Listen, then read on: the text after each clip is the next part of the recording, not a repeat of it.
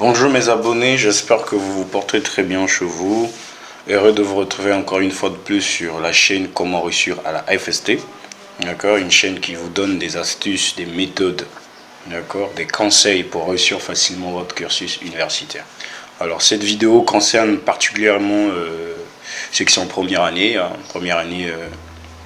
de biologie, première année de chimie, première année de géologie, première année de maths, première année de physique. D'accord. Donc on va parler de l'isotopie et de la radioactivité. Alors pour comprendre la notion d'isotopie, on va comparer, on va faire la différence, entre la masse, d'accord, entre la masse atomique, c'est-à-dire la masse d'un atome, et la masse atomique relative. Voilà, il y a une différence entre les deux. Donc en faisant cette différence, vous allez comprendre la notion d'isotopie. D'accord? Donc une différence entre les deux. Alors c'est quoi la masse atomique? Comment on fait pour peser un atome? Ou comment on fait pour calculer la masse d'un atome? Alors, suivez, on peut passer par les constituants de l'atome, c'est-à-dire trouver les éléments qui constituent l'atome et peser ces éléments-là, d'accord, et faisant la somme de ces éléments pour trouver la masse de l'élément. Donc c'est quelque chose de classique. Donc c'est ce qu'on va essayer de faire. Alors, on sait que l'atome,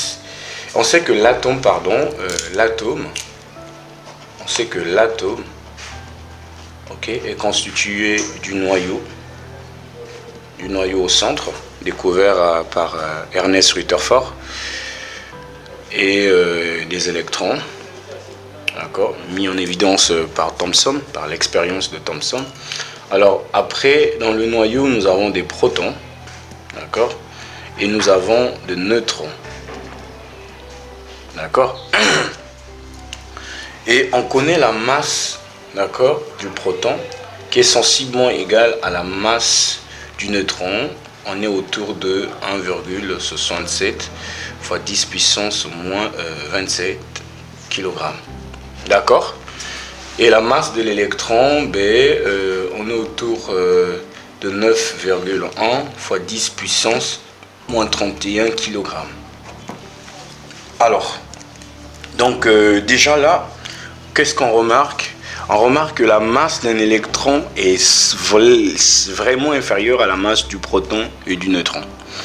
Donc c'est pour ça qu'on va négliger cette masse-là quand on va calculer la masse atomique, parce que l'électron pèse beaucoup moins que le proton et le neutron. Donc on va essayer de négliger parce que cette masse-là ne va pas influencer. Donc pour calculer la masse d'un atome, on ne va pas considérer la masse des électrons, donc c'est-à-dire l'apport des électrons, on ne va pas considérer. D'accord? Donc ce qu'on va considérer, c'est juste la masse de protons et de neutrons. Donc on va juste considérer le noyau. En gros, c'est ça. Calculer la masse d'un atome, c'est juste calculer la masse du noyau. Donc le nombre de protons et de neutrons. D'accord? Mais cependant, par exemple, je prends un exemple pour illustrer. Si nous avons un atome, par exemple, qui a par exemple 6 neutrons et qui a par exemple 6 protons, donc calculer la masse de cet atome, ça sera égal à quoi? C'est égal à 6 fois la masse du proton, donc 1,67 fois 10 puissance moins 27, plus quoi? Plus on a dit plus 6 fois la masse de quoi? La masse du neutron, donc 1,667 fois 10 puissance moins 27. D'accord? Ok? Donc voilà comment on calcule la masse d'un atome. Mais cependant, il y a le problème avec les 10 puissance moins 27. Voilà, parce que 10 puissance moins 27, on sait que c'est 0,00000. Ça ne nous arrange pas. Et donc qu'est-ce qu'on va faire? On va essayer de changer d'échelle. Donc on va pas continuer parce que là déjà c'est pas trop pratique travailler avec des 10 puissance moins 7, on est sur les kilogrammes. Donc on va essayer de changer d'unité. Parce que voilà, avec des 10 puissance moins 27, c'est pas pratique. Donc on va cependant changer d'échelle. D'accord? Au lieu de travailler sur des kilogrammes, l'idée c'est de faire tendre la masse d'un proton ou d'un neutron en une unité. Une unité. D'accord? C'est ça l'idée. C'est de faire tendre cette masse-là au moins à 1. Parce que travailler avec des 0,0000, vous savez que c'est 10 puissance moins 27. Donc l'idée, c'est de faire tendre la masse d'un proton ou d'un neutron à 1 pour nous faciliter la tâche. Donc on aura le facteur de conversion, une unité de masse atomique. Donc cette échelle-là, on appelle ça unité de masse atomique. Donc on ne va pas utiliser les kilogrammes, mais l'idée c'est de faire tendre ça à une unité de masse atomique. Donc une unité de masse atomique, voilà le facteur de conversion, est égal à 1,66, d'accord, 0,5 fois 10 puissance moins 27 kg. Voilà, voici le facteur de conversion. Alors comment est-ce qu'on est arrivé à dire qu'une unité de masse atomique égale à 1,66 fois 10 puissance 27? Mais attention, c'est démontrable, hein, on n'a pas trouvé ce facteur au hasard. Ce facteur a été défini à partir de l'isotope du carbone 12. Donc une unité de masse atomique, c'est le 1/12 de la masse, d'accord, de la masse du carbone 12. Et il y a des démonstrations à faire jusqu'à trouver cette valeur-là. D'accord? Bien, on ne va pas rentrer dans ces démonstrations, mais juste comprendre que le but pourquoi on est passé de unité de masse atomique, cette échelle. Donc on change, donc en gros, on va changer d'échelle. Voilà. On va changer d'échelle, on va utiliser l'échelle de unité de masse atomique. Voilà, voilà l'idée. Ok, pour simplifier les calculs. D'accord, pour simplifier les calculs, au lieu de continuer avec des 10 puissance moins 27 kg, c'est des 0,00, vous imaginez, il faut additionner, multiplier, faire, ça sera un peu compliqué. Donc il faut travailler avec valeur entière. Donc c'est pourquoi on a dit, l'idée c'est de faire tendre la masse au moins d'un proton à une unité. D'accord? Donc cela revient à dire maintenant que la masse, d'accord, ça revient à dire, si je reprends mon exemple, un atome qui a 6 protons, non 6 neutrons pardon, et 6 protons, donc en gros, sa masse sera égale à quoi?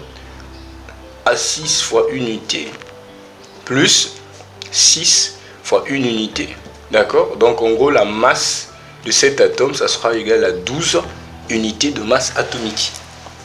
Voilà, tout simple.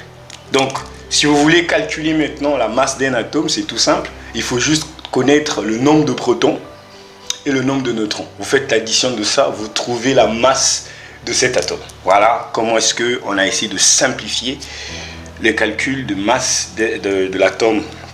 Non, la masse d'un atome. D'accord, c'est tout simple. Vous trouvez le nombre de protons et le nombre de neutrons, vous faites l'addition, vous trouvez donc la masse de cet élément. D'accord? Alors, on va aussi dire qu'une unité de masse atomique, c'est aussi quoi?